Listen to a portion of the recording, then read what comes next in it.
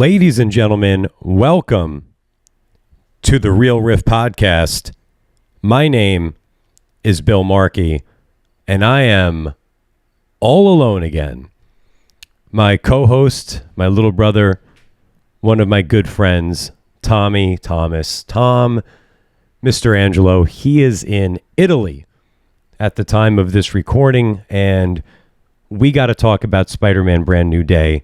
I know him and I are going to cover it together at some point on the podcast, but time is of the essence. I've seen Spider-Man Brand New Day. Pretty sure by now he must have seen it. I'm recording this 2 days after just having seen the film. I'm assuming he's seen it by now, but maybe he's just enjoying some good pasta and ravioli and sauce and meatballs. I'm Italian, and I'm not even good at being Italian. I should have said more Italian shit right there. But anyways, let's talk Spider-Man Brand New Day. And disclaimer, we're getting into spoilers here. Pretty obvious. We can't talk about this movie without getting into the spoilers. And what would be the fun of that anyway? So let's talk about it. This movie is doing some epic shit. So this PG-13 film that runs 2 hours and 25 minutes, directed by Destin Daniel Cretton, is about the following. Spider-Man Brand New Day follows Peter Parker as he starts over after the world forgets his identity, trying to live a normal college life while protecting New York on a more street-level scale. When a new threat emerges, he allies with unexpected partners, facing moral dilemmas and personal sacrifice. Okay, that's a good summary of the film. Thank you, Google. Let's just cover some fun numbers right off the bat before I get into this film. Because, holy shit, before this recording, I had to go on multiple websites here to double check this number because I couldn't believe it myself. I was like, wait a minute, am I actually reading this right? And I was. So, this is mind-blowing. Again, as of this recording, it's Sunday, August 2nd. I saw the movie 2 days ago, so I saw it July 31st. I literally was like, there's no fucking way this is accurate. And I looked on multiple websites and, oh, it's accurate. So the opening weekend, $355 million. Internationally, even a bigger hit, $572 million. So we got 3-day opening here, domestic, 355. International, 572. Worldwide, 927. This is over the course of 3 days. The movies are back, baby. The movies are back in a big, bad way. Between this, The Odyssey looking to close at $1.5 billion, Toy Story 5 crossing $1 billion, Project Hail Mary just racking in tons of numbers, huge numbers. Obsession becoming the highest grossing film made for under $1 million of all time. I mean, wow, Super Mario Galaxy was a big hit. Scream 7 was a big hit. And then you had these smaller movies that made incredible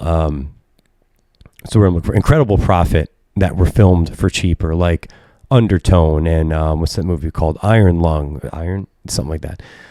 And I'm leaving shit out. I mean, Backrooms, tons of money. A24's biggest opening. The Drama did big money. The Invite's doing good money. I just saw The Invite again last night. I took Kim to see it because she was dying to see it. It's incredible. The movies are making a lot of money this year. The box office is up, and Spider-Man Brand New Day is the latest contribution to that. This movie can close $2 billion. Right now, it's predicted final domestic. The key is domestic. Is they're looking at as high as $1.12 billion. And that's just domestic. This movie has made a lot more money international. And that's nuts. So this weekend is looking to close at around $1 billion. The budget for this film was, I believe, $225. I mean, these numbers were just fucking blowing my mind here. Yeah, the budget was $225. Now, normally, when it comes to the budget, to make a profit, you don't just make past the budget. You normally have to, because of marketing expenses, double the budget. and then you're looking to make a profit off that. So if a movie is like this, the budget is 225 million, then was that 550? So you're looking to break 550. And this movie has it was above 550 just internationally. Now, again, this movie, directed by Destin Daniel Cretton, starring Tom Holland, Zendaya, Sadie Sink, Jacob Batalon, John Bernthal, Mark Ruffalo, distributor, Sony Pictures. Written by Chris McKenna, Eric Summers, and Justin Kuritzkis. I'm just going to take a guess at that one. And, of course, by Marvel Studios. Now, let's just look at the other Spider-Man movies in comparison. So I believe I'm looking at overall. Okay, so just to put in perspective, I'm just going to run through some of these real quick. In no particular order, just going to bring up some examples, not going to go through each one. Worldwide total for Spider-Man 3, when it was done, was $886 million. So just to put that into perspective a little bit, that's the entire total. Spider-Man 2 made $786. Now, again, you could do the whole adjusted for inflation. I'm just throwing some numbers out there. The original Spider-Man, $805 million. Tom Holland, Far From Home, that one made $1.132 billion. And again, let's just leave out the whole adjust for inflation. I mean, No Way Home, the most recent one, was just shy of $2 billion. And I think this movie's going to catch it. I really do. Homecoming was 878.9. That was the worldwide. This movie is already eclipsing some of the previous Spider-Man films worldwide, and it's not even Monday. What? Like, I did predict that this would be the highest grossing film of the year, and I stand by it. Again, 927 in just 3 days. It's domestic, 355 million. That's the second largest opening ever. It's made a lot of money in China, 121 million just there. It's the second largest global opening, right behind Avengers Endgame, which is 1.2 billion. And hey, Tom Holland wasn't that, so fuck it. There's another feather in his cap when it comes to box office. And that's where I want to start, is Tom Holland. So this is the best movie I think Tom Holland's done in terms of like his acting, his skill, his maturity as an actor.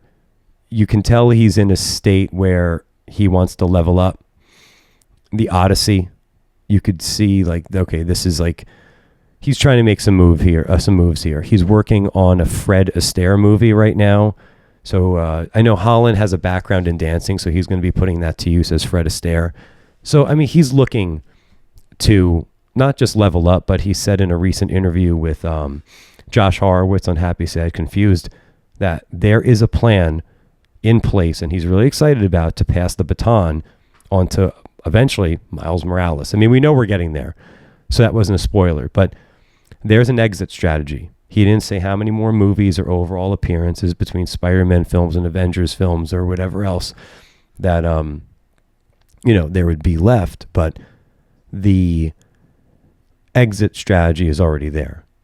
So, I mean, I think he's the best Spider-Man. I love Tobey. I think Andrew is incredibly underrated. But I think this is his best work. I think he's better in this than he was in the Odyssey. I mean, the Odyssey, no offense to Spider-Man Brand New Day, he's working with some heavy hitters. He's going toe-to-toe with Matt Damon, especially Anne Hathaway, Bernthal, Leguizamo. And I mean, I think he's really good in that film. There seems to be a big divide over how people felt in regards to his performance. I think he was really good in the Odyssey. I don't think he was given like so much weight to carry, but for what he did and for what he was going for and what his character, I always get confused, Telemachus or Telemachus. I think that's it. I've seen the movie twice, going on third, and you'd think I remember. I think for what he's doing in that film, he's really good, but I think in this film, in Brand New Day, he's really in his bag. This movie is his first film as Spider-Man, where the movie is truly focusing on Spider-Man. When you look at his previous films, you have these big personalities that are dominating some of the movie or even a lot of the movie. Like in Spider-Man 1, was it Homecoming? Iron Man casts a huge shadow over that film. And rightfully so. There's a reason for it. And he's going head to head with Michael Keaton, who nearly steals the damn movie as the Vulture. I think he does. In Spider-Man Far From Home, he's got the presence of Iron Man is still looming over him, but Nick Fury's in the film and he's got a huge presence in it. And then he's dealing with Jake Gyllenhaal, of course, who carries a lot of presence in this film. And then in the, of course, No Way Home, then he's got Andrew and Toby. And like, there's always this mentor looming over him, like Iron Man in the first one, Nick Fury in the second one, even Gyllenhaal. For a while, he is looking after Peter. He's like a father figure to him. And then Toby and Andrew come in and they're in a way mentoring him in No Way Home. And then, of course, all the big personalities of all the multiple villains. And even Doctor Strange is like that looming mentor over him. And in this movie, that's not really the case. Like Frank Castle, the Punisher, Bernthal's amazing in it. They're more so equals, but you could argue he's still in this role of like this older guy who's maybe trying to knock some sense into Peter. But at the same time, they really come off as equals. And even when he goes to Bruce Banner for help, Banner doesn't come off as like, again, he's this presence like Doctor Strange was, who's trying to guide him and mentor him. They're keeping up with each other in terms of their smarts. Like Banner, who doesn't remember him because of the spell that was cast in the most recent movie, is like almost one-upped by Peter. He's like, you're not my student, are you? Like he can tell Peter's on another level of smarts. And this movie, it's interesting because there's so much. I said this in my spoiler-free review on social media. This movie has so much crammed into it, and it's got so many characters and big personalities in this, and we're going to get into Sadie Sink in a second and who she's playing. But even though it's dealing with so much, like the previous Spider-Man films are, they strike a really good balance where it doesn't take away from Spider-Man. Somehow, even though they're cramming more shit in this movie, and I don't mean shit in a bad way, they're cramming so much shit into this movie, but yet I think they tell the most solid Spider-Man story yet on the big screen when it comes to Tom Holland, that is. Because he's going through a lot. You know, the thing that makes Spider-Man is, yeah, he's a young kid. In this movie, he's, graduated from college. But he still is so, in many ways, he's immature. And he always has to go back to like juggling this burden of these powers that he has, but while still trying to be, in some points, a kid. Still like trying to live a social life and have friends and even do the stupid shit that he wants to do, like build Legos with Ned, try to have a girlfriend, try to pursue MJ, just simply go to the prom. But he's got this weight on his shoulders as a young kid trying to manage it. And he always makes bad mistakes. That's why these mentor figures in the previous films are like trying to guide him because they see him for who he is. And in this movie, it is a brand new day in many ways because he has this maturity that comes forward where now he doesn't have Aunt May. He doesn't have Iron Man. He doesn't have Nick Fury. Nobody remembers him. He's just got himself. There is a detective in the movie who's played by my girl Tina from The Bear, and the character's it is escaping my brain right now, but she kind of steps in as somebody who is trying to knock some sense into him, remind him like, hey, you gotta slow down, you gotta take a break. Even Yelena Belova, Florence Pugh, the new Black Widow, as they refer to her, she's part of the new Avengers. She's putting him in place as well, like reminding him, as she says, like, hey, you deal with little potatoes. The new Avengers deal with big potatoes. There's still people keeping him in check, but nobody is like this big dominating presence that is taking some shine off of him. Liza Colon Zayas, who plays Detective Jean DeWolf, she's great in this movie. And again, she plays a detective. That's Tina from The Bear, for those who are big fans of The Bear like me. She's there to talk some sense into him and guide him. But again, the presence is not big enough like it used to be to where it's taken away from Peter. Still, I can see this new responsibility that's lurking over him. And I love seeing him try to deal with that. How to manage with the fact that Ned and Zendaya, they've graduated from college. Zendaya, MJ, whatever. She's got a boyfriend. Again, Aunt May isn't there. He's visiting her grave with flowers pretty much every day or every week. Like Mark Ruffalo, the Hulk, Bruce Banner, he doesn't remember him. Like, he's truly having to take on these big tasks, but he's just truly by himself. And he's got the Punisher, but the Punisher is not the type to take you under his wing and help you out. He's going to smack you in the face and be like, wake the fuck up. You got to do this. You got to do that. And then you're going to combat the Punisher because you're not on the same page as him. You want to like stop people. He wants to kill people. So again, Punisher's not stepping into that role that previous characters were. And in this movie, furthermore, Peter is dealing with a mutation. So, and this is a big take on puberty. Like, his powers are starting to evolve. He's got this anger coming out of him, this rage. It reminded me of like the symbiote storyline, like Venom, how it takes over Peter.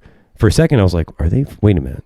Was there an alien symbiote that got into his body? Because his eyes are turning black. He's trying to control this evolution, this mutation, if you will, of his powers. Like, he wakes up and there's a bunch of webbing around him and you're like, where'd that come from? Like, it's starting to come organically out of his body. And he's changing and he's having to deal with those changes, but he's by himself. And he talks to Banner, but he can only go so far. And he's having to deal with this shit on his own. Welcome Sadie Sink. So Sadie Sink is dealing with the same type of stuff. She's aware of her powers, but not truly aware of her powers. And she needs to be kept in check because she's also just a young person going through this huge evolution in life. You assume she's, I don't know about her teens, because in the X-Men comics, a lot of teenagers begin to develop their powers when they're in their teens and whatnot. I believe she's a little bit past that. X-Men, speaking of them, might as well say who she is. Sadie Sink is Jean Grey. That got a nice reaction in the theater. It was not a well-kept secret, but kind of a well-kept secret. But like, she isn't even fully understanding of exactly what she can do and the magnitude to which she can do it.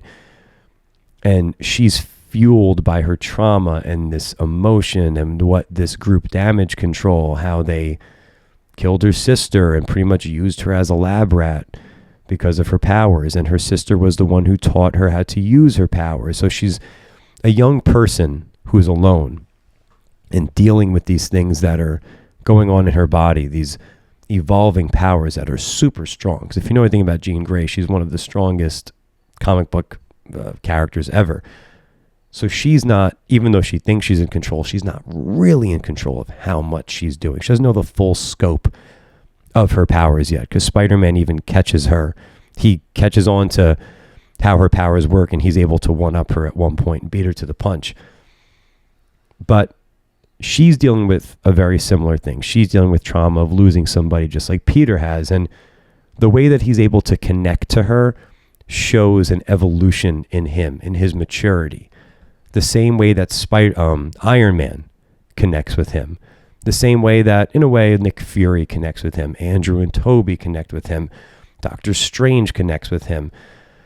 And he's the one that can now take those lessons and bring them forward to help Jean Grey, because he's been there before. He knows what it's like to lose somebody. He knows what it's like to feel out of control. He knows what it's like to be alone. And I've never really seen a story or heard of this connection in the comics or even the cartoons where Spider-Man and Jean Grey have this big connection. But in this movie, it really works for me. And to see him and how he connects with her and really gets through to her, despite the fact that she's got all these powers and whatnot, and he's able to break through, is incredible. Because the scene is, he allows her into his head, because she can control individuals. She's a really strong telepathic, and he lets her in, knowing I'm not going to beat her with powers. I'm not going to beat her with strength or whatever. I'm going to beat her by connecting to her. And there's a lot of movies that do that nowadays where, well, let's talk to the villain. Let's talk to them about their bad ways.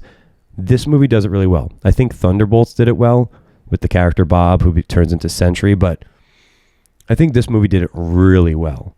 And it wasn't corny. I wasn't thinking, oh, are they doing this thing again where they're humanizing the villain? Because deep down, I know Jean Grey's not a villain. But I think they did it really well.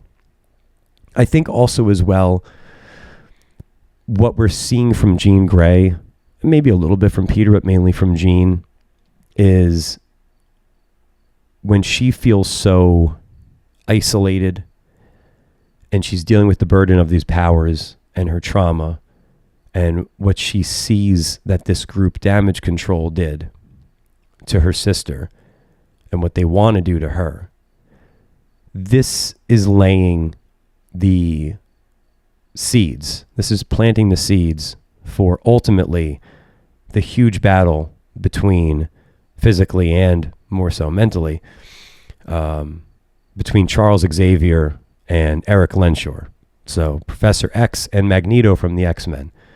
Two individuals who start off on the same page, but when they see over time how society, how humans react to mutants, and how some of them are accepting, but a lot of them don't.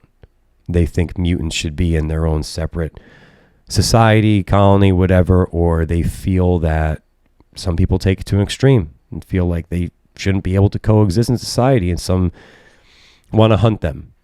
And Professor X believes in the good in people, bringing people together, treating people equally. And Magneto believes in these people are fucked. They want nothing but harm. They want to segregate, discriminate, and they just want the worst for us. And he goes on the offense, and he wants to bring the fight to those who he believes are truly the villains because of how they view mutants. And it's always been that push and pull between Professor Xavier and Magneto of like, no, we need to see the good in them, about everybody coming together, mutants, humans, whatever. And Magneto believes that all is lost. It's us against them because of how a lot of them see us and view us. And he doesn't have a hope for a bright future when Professor Xavier does. And Jean Grey is representing that in this film because she's acting extreme at times. She takes over one guy's body who then gets hit by a bus or whatever, a cab. And we don't know, that guy probably survived, but she's willing to put so many people in harm and pretty much kill them, which is not like Jean Grey. It's like her when she becomes the Phoenix, but and she's not the Phoenix in this movie, but we're getting signs of it, that it's in her. But it's not like Jean Grey to do these things. And the way that Peter's able to connect with her, you can see it already. You're like, okay, she's already introducing just in her character the Professor X and Magneto, again, like their argument against each other. So that's interesting. And the thing is, like, this movie at some point, and maybe some people won't like it, this like becomes a Jean Grey movie. There's like a 30-minute stretch where you're like, okay, this is now a Jean Grey film. And there's that motorcycle outside. Anytime I record by myself or when Tommy's in town, always a motorcycle has to go right down my street, if anybody heard it. But again, even with that said, even though this becomes an introduction to, I guess, what we're going to see as the MCU mutants, the X-Men, and this becomes, for a while, the Sadie Sink, Jean Grey show. With all that being said, even what I said about the Punisher and Ruffalo, this is still a really good Spider-Man story. I think it's the best they've done with Holland since he took over as Spider-Man. Like, they still did a really good job at balancing. Another thing is there's heavy influences from the video game, the Spider-Man games, which are tremendous. They're some of my favorite games of all time. I'm not the biggest gamer, but when I get one of those games, I can't stop gaming. And I play like one game every 5 years between Batman and Spider-Man, pretty much, maybe a Star Wars. Spider-Man 2 is one of the best video games I've ever played. You can see huge motivation. The way that Spider-Man moves in this movie, some of the fight scenes, the way he's going after, early in the film, he's going after a tank. The way he goes after this helicopter. There's a shot where he jumps off the building. I'm like, this looks exactly like a mission where you're tracking, like a helicopter or a drone or something like that. So kudos to them. Why not pull from the game? Because the games are incredible. So what this means for Doomsday, I'm just bouncing around here with a lot of stuff. Hang on, a little more poppy sipping. So what this means for Doomsday, I really like that Doomsday did not lurk over this film. I wouldn't have minded a little nod towards Doomsday, but I really like how this movie, again, it is a good Spider-Man story. It really zeroes in on Peter ultimately and the Spider-Man series of films. I didn't feel them looking for, okay, here's really a setup for Doomsday. Now, it is a setup, yes, for the X-Men. It definitely is a bit of an introduction for them, but they did it well. They really did. I think the way that they merged, like I was saying before, the Jean Grey, with her story and her conundrum, her trauma, and the way they brought it back to Peter, I thought, okay, like there was a chance that this could have really bombed, but they figured it out and they made her story work in conjunction well with Peter's story. And I think they did a phenomenal job at that. And again, when it all comes together at the end, like I think credit to them, because there are movies where, and Marvel's done this a lot, you're watching it and you're thinking, okay, all you're doing here is just trying to show us what's coming next. Or you're just introducing this character who doesn't really have a big impact. You're just doing it so we can get ready for their movie, their franchise, whatever. And that's not the case here.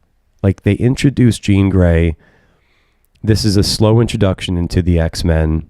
By the way, at the end of the film, she's driving presumably to upstate New York.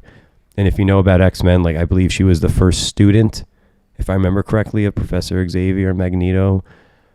And that's when her powers were like, she really didn't know what the fuck she was doing. And they were able to show, hey, there's more people like you out there. So it looks like she's driving up into a wooded area, which would be upstate, right where the mansion is. But who knows where we're at with these other X-Men that are out there or not out there. Who knows? But what was I saying here? I mean, I see I went off topic for a second. Now I lost my track. So I'm going to go with what I think I was talking about. They're introducing something so heavy as X-Men. But the way they merge it is, I think, really well done. I didn't come out of this thinking, what a glorified Jean Grey film or what a glorified Punisher film. They made everything work really well. And there's a shot in this movie that was alluded to.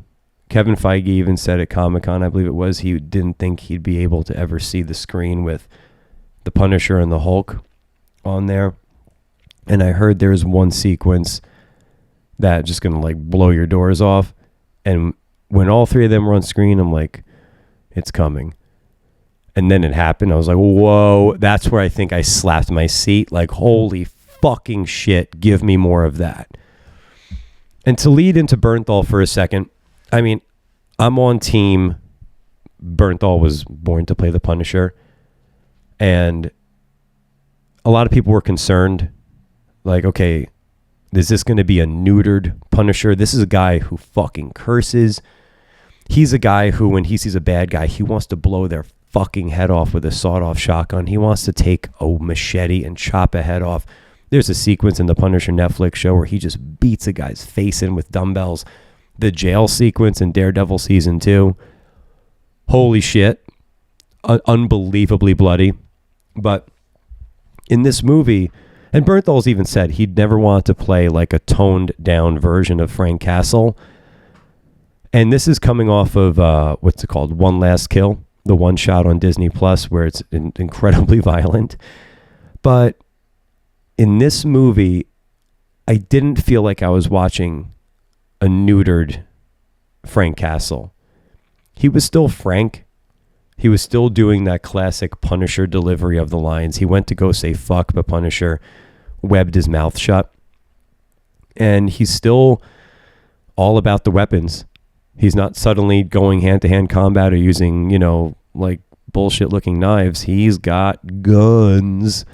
So, and he uses them. I mean, he busts in on the Hulk and he just shoots the Hulk with a crazy amount of live rounds. So he wasn't afraid in that moment to kill the Hulk. He was looking to kill the Hulk. He was shooting for his face, but obviously the Hulk's skin, the bullets weren't doing anything.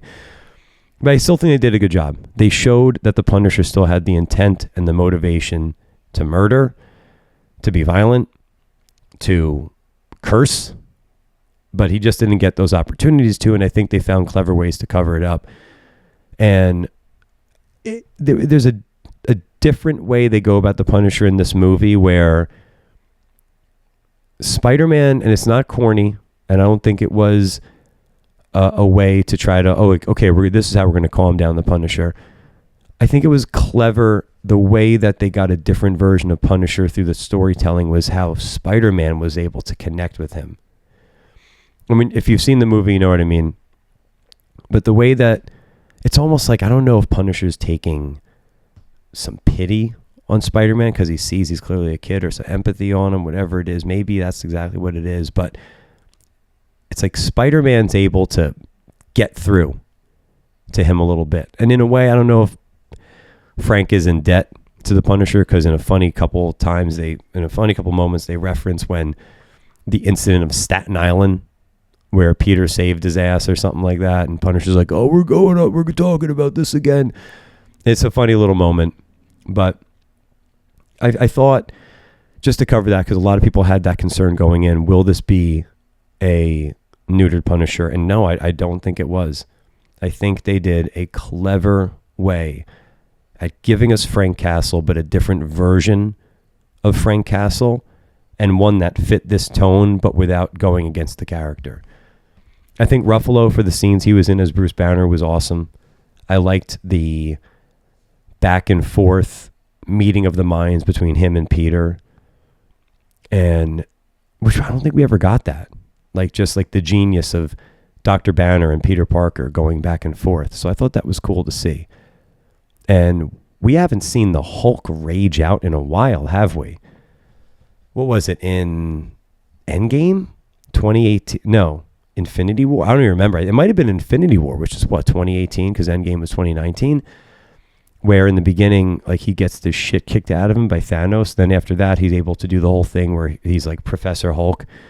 So this rage-filled Hulk was like the first time we're seeing it in 8 years? Like, fucking crazy to actually think of that. But he was great. Again, it was cool seeing Florence Pugh as Yelena Belova. She's got a couple cool scenes. I just like the slow progression there. Like, okay, remember, this is our Black Widow. She's in the Avengers. She's, I don't know, she's not the leader of the Avengers. I don't think she is. But I thought she was good for the couple scenes she was in. She added some comedy to it, and she, again, reminded Peter where he stands. Like, hey, you deal with the little potatoes, those types of things. We deal with the big potatoes. We're the Avengers. So I enjoyed that. Again, I think Zendaya brings it in this movie. She's such a good fucking actress. Jacob Batalon as Ned is really good. I love even just the little things there with Zendaya and Jacob Batalon, Ned and MJ. The way that, even though Strange's spell worked, there's something in them that's like remembering that there is this connection to Spider-Man, and they don't know what it is. Like, Ned is tracking Spider-Man because he does remember, well, that guy was there to save us. I'm just going to say it this way, but in Spider-Man 2, he's always there to save us. Like, but why? Like, we must know him. There must be something there. And MJ's along with it because he's got this Spidey tracker, which we're going to talk about that for a moment, in just a moment. And it's, those are little things that are like, it reminds you, like, man, Like, that's the weight of Peter's choices, is that his friends, they're not just simply living their life like normally. I mean, they are, but the idea that they're like, why do we know Spider-Man? How do we know Spider-Man? He saved our life before. Like, it's part of their world now, even if it's not like first priority. But the fact that in a way they're trying to remember Peter, but without realizing it, and the way that he wants them to remember him. And there's a scene where he pretty much, in a way, pitches himself to MJ. And she's like, I don't know you. I don't remember you. But there's something still there. I'm not going to go through this movie scene by scene and moment by moment, but just the highlights of like that scene alone. And this movie takes some emotional beats on you. Like, there's a scene where you end up finding out Jean Grey was just manipulating Zendaya, but the way she fucks with Peter, because MJ starts to say like, oh, I remember you. And, you know, Peter, like, you know, all this stuff. And she's like, you were there. It was always you, whatever she says. And then you just realize it's Jean Grey just taking her over.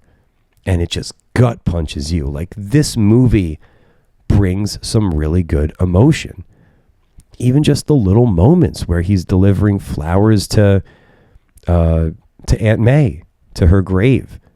Like, this movie in very subtle ways is emotional when you're seeing things like that, and you're seeing like this dread that he's going through. Like when he sees MJ with her new boyfriend and he just swings away, literally, and he's got tears in his eyes and he's listening to music. He just wants to be alone. Again, the emotional beats between MJ and Peter, like, this movie just, it gets after you in certain ways. And then there's like much heavier scenes where there's a flashback to Aunt May and Peter. And then the scene where Peter's trying to get through to Jean Grey. And when she's in his head, she ends up actually, when she's in Peter's head, Jean Grey ends up encountering Aunt May.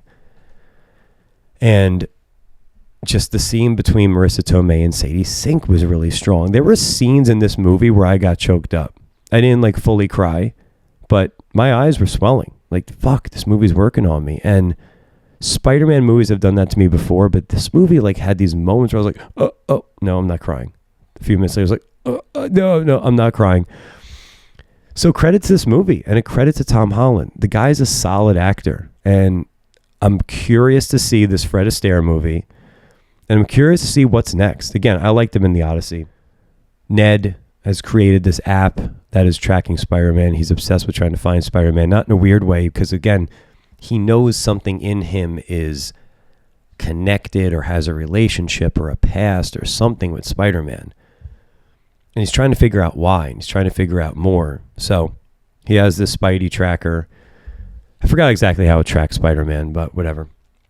Anyways, he's tracking him throughout the film, whatever. It doesn't really play a much key thing, but at the post-credits, all they do, right as it's all over, there's no mid-credit scene, nothing, is they just show the Spidey tracker on the screen, which looks like almost looks like an old Game Boy. And I think you hear Ned's voice. I forgot what he's doing. I don't know if he's singing the Spider-Man theme or if it's just saying tracking Spider-Man. I don't remember. But anyway, what's being said isn't important. You see the tracker is blinking with the little Spider-Man icon, and it's in New York City. And then the tracker begins to move the icon into outer space. And then you get Spider-Man will return. Doesn't say in what, doesn't say when, but it says it's in space. Seems uneventful. I had a buddy of mine DM me on Instagram saying, hey, if you're seeing Spider-Man, skip the end credits. I heard it sucked. Like, I'm going to fucking skip the end credits. Come on. But it didn't give a whole lot, but it does deliver a little something, because with him moving into outer space, with the tracker at least, that opens up multiple possibilities. One, you could say, okay, is this a setup for Doomsday? Because, you know, Doomsday, all these multiversal incursions are happening. So is this hinting about him being wherever out there in space dealing with whatever's going to happen in Doomsday? Or do you jump ahead to Secret Wars, where all these different, where the multiverse is really going to break open and all these different characters and different versions of them are going to be going at it. So, and that's out in space. So is this a Secret Wars tease? Or is it not teasing anything to do with Peter Parker, or at least our Peter Parker? And is it teasing a different Spider-Man on a different planet or in a different reality? Maybe a return of Toby or Andrew. It's being heavily rumored for Secret Wars. Or maybe it's just a different version of Peter, a multiversal version that we're going to meet in Doomsday or Secret Wars. I don't know, but this wasn't like a throwaway post-credits where like at the end of Fantastic Four, after the Doom tease, it's just like a little animated like look at the old Fantastic Four cartoon. Like it's just nothing but silliness, or like Howard the Duck at the end of Guardians of the Galaxy 1. This is clearly showing us something. You didn't get a character, you didn't get Doom, you didn't even get Spider-Man. But the idea that the tracker is showing a Spider-Man icon, however, it shows it moving, I believe. I don't think it just pops up. I think it shows it leaving the city, if I remember, which would lead me to think Peter, our Peter. But who knows? I don't know. But that's really fucking interesting, and I did not think it was a waste. I can see if you're unaware of the comics and whatnot, that you're like, what the fuck did I just watch? But then again, just look at the screen. Clearly they're showing the Spider-Man icon moving into outer space. That part's not rocket science, so clearly they're teasing something bigger along the way for Peter. Or is it our Peter? Or maybe it's the alien symbiote. I don't know. The Venom symbiotes from outer space. Who knows? Please, speaking of Venom, just figure out a way in Doomsday or Secret Wars to get Tom Hardy's Venom with Tom Holland's Spider-Man on screen. They want it. They've said it. We want it. Just figure it the fuck out. It can't be hard. Just give us one fucking scene, man. Maybe that's how you get the symbiote into this world. Is like Tom Hardy passes it on and now we're dealing with it in the MCU. I want to fucking see this. Venom is getting its own, that character is getting an animated movie. On a side note, I think that's pretty cool. There's no announcement of who's playing Venom, who's the voice, whatever, what the movie's about, or if it has any connection, even though I doubt it does, to the Tom Hardy movies. But Venom animated movie, I'm in. If it's anything like the Spider-Verse movies, roll it out. I fucking love Venom. I was debating putting one of my Venom statues right here, but I didn't. Because after all, this is ultimately about Spider-Man. So where is this rank for the Tom Holland movies? You know, I do love No Way Home. I love how all those characters come together. I love how there's these rewarding moments of Andrew Garfield's Spider-Man saving MJ. But I haven't went back and fully rewatched it. And I will, don't get me wrong, but Homecoming is the one I go back to a lot. It's the one I remember the most. It's the one I love to put on in the background. I really like Homecoming. So I feel like Homecoming is my favorite, but this one is up there. I think Brand New Day is right up there. Like, I'm debating going to see it again in theaters instead of just waiting for it to come to Disney Plus or even better, physical media, buy physical media. But I think this is right up there. I don't know if it's my favorite, but it might be in the 2 slot. Overall, it's still not my favorite Spider-Man movie across all 11 films between Tobey's series, Andrew's series, the animated, and now Holland's. Spider-Man 2, dude, try to top that movie with Andrew Molina as Doc Ock. Holy shit. Sam Raimi was onto something. Spider-Man 3 is underrated. That movie is aging well. The original Spider-Man's incredible. But Spider-Man 2 is just fucking awesome. I mean, there's scenes in that movie where it's like a horror film. I will never forget the scene where they're trying to cut off Octavius's arms, his mechanical ones that is, I can't speak. But I just love that movie. I love how emotional, how deep, how personal it gets. And I think just looking over this franchise as a whole, the previous ones, Andrew Garfield is, I think, criminally underrated as Peter. I would have loved to have seen more of him. I hope we get more of him. I'd love to see him return in Secret Wars. But pretty sure I hear squirrels screaming outside, if you can hear that. Everything outside is trying to fuck with me, the motorcycle, squirrels. But again, looking at these movies as a whole, the Spider-Verse movies are mind-bendingly good. I mean, they're incredible. I can't wait for the next one, which comes out next year, I believe, Beyond the Spider-Verse, I think. The Tobey films deliver really well. The Andrew films are a little dull to me, even though I love what Andrew's doing and some of the other performances, but mainly those movies don't really stick. Holland is the guy that, in my opinion, really captures this young kid who's in over his head and trying to balance all this shit. But at the same time, his Spider-Man didn't have it as hard as the others. Like, yeah, like we never see the Uncle Ben tragedy, but he's got Iron Man. He's got Nick Fury. He's got the Avengers. He's got all this tech. He does have friends who love and who care about him. He's still killing it in school. He's still saving the day. He's still saving the world with the Avengers. As opposed to Tobey, who's living in like pretty much a closet. Andrew, who's responsible for the death of Gwen Stacy. I mean, you know, this Spider-Man hasn't had it as hard. Anyway, this Spider-Man, he hasn't had it as hard as the other Spider-Mans, but I think that's why this movie further connected with me, is because in this one, you're seeing the shit start to hit him. And I think it was a nice build up from those first three movies, because this movie makes me appreciate the first three, where that's what's leading me to say the things I'm saying right now, where it's like, okay, he had all these things to help him. He had the mentors. He had the Avengers. He had MJ. He had Ned. He had school, all this opportunity. And because of his choices, it all got taken away. Nobody remembers him. Now he's on his own. Aunt May's not here. So I like that this was a big turn for his character and for his maturity, and the fact that he's dealing with his body changing, with his powers evolving, and he doesn't have anybody to rely on. Yeah, he can pick the brain of Bruce Banner, but ultimately he doesn't have anybody to really help him through it. He doesn't have Happy Hogan to call Tony and to get some tech, and no, there's none of that. He doesn't have Doctor Strange to cast a spell to, I don't know, fucking help his powers. No, he's by with himself and he's dealing with it. And he's learned along the way. And that's where this movie is really rewarding, is because where he's learned on how to connect with people through those previous mentors, is it pays off here the way that he connects with Sadie Sink, aka Jean Grey.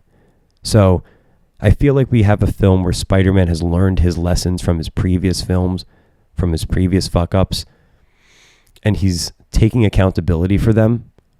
He's facing them. And I mean, ultimately, as a result, he's saving the day. So all those moments, I'm thinking back to where Tony takes his suit away, to where he gives so much of himself to Mysterio and how that backfires on him.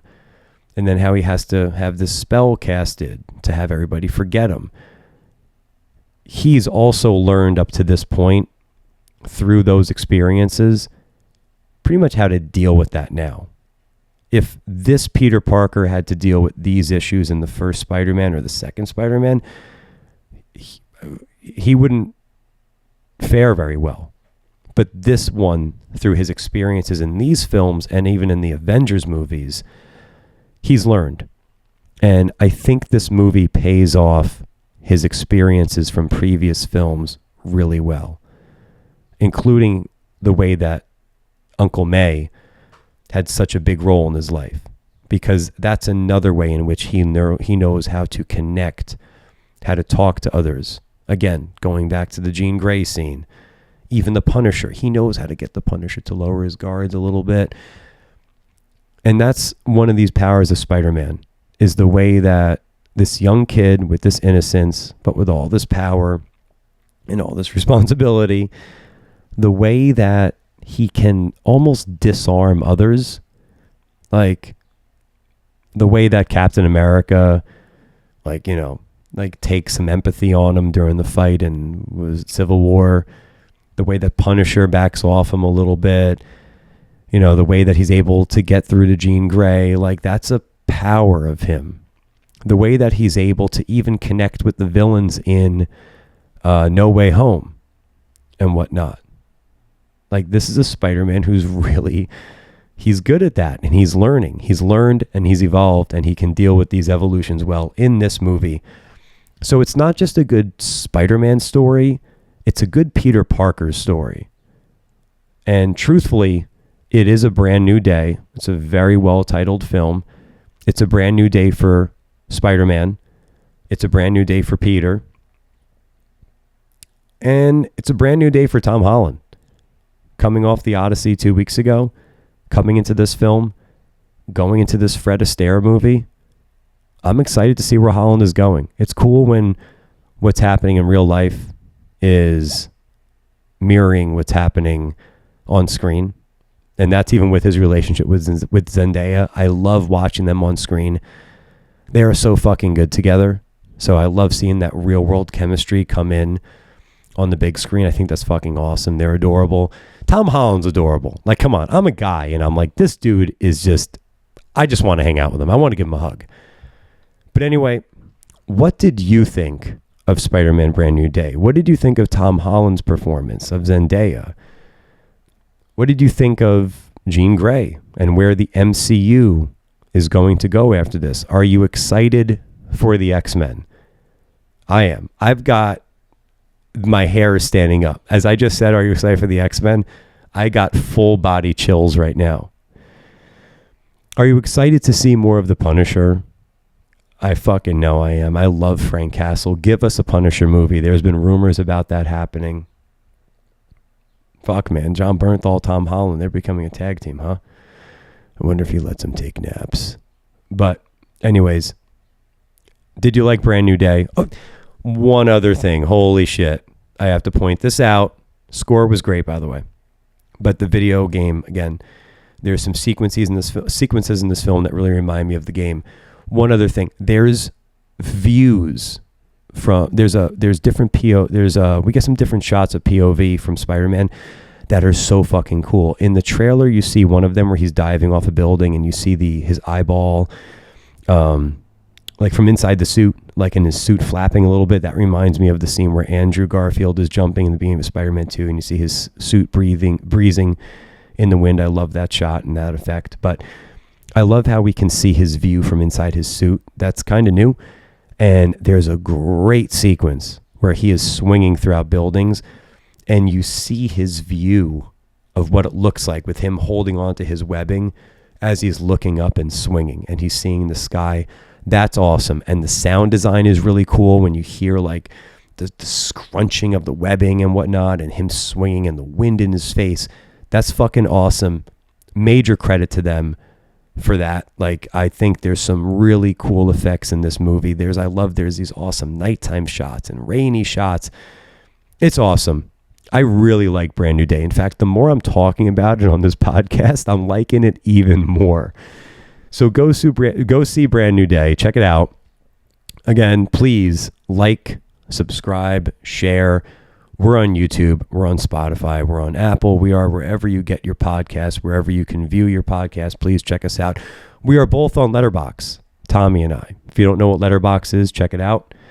Awesome app for keeping track of your movies, your watch list. You can share and follow individuals and see what they think of films. I follow my friends Jackie and Caitlin. I love seeing their reviews on Letterboxd. I follow Kim, even though she hasn't reviewed one in a while. Jay has a private Letterboxd. I think I follow him. Letterboxd is fun. So check it out. Get yourself a Letterboxd account. Follow me, follow Tommy. We'll follow you back. We'll see what you think of movies. You can see what we think of movies. But anyway, I'm rambling. So, ladies and gentlemen, this has been just me, just Bill, for Spider-Man Brand New Day. Can't wait to have Tommy back on the show. Tommy, enjoy Italy. I know you're going to see this because you're about to edit the fuck out of this podcast and post it. So anyways, everybody, have a great time watching this film. Thank you for joining me. And that's me making the Spider-Man webbing noise. All right, bye everybody.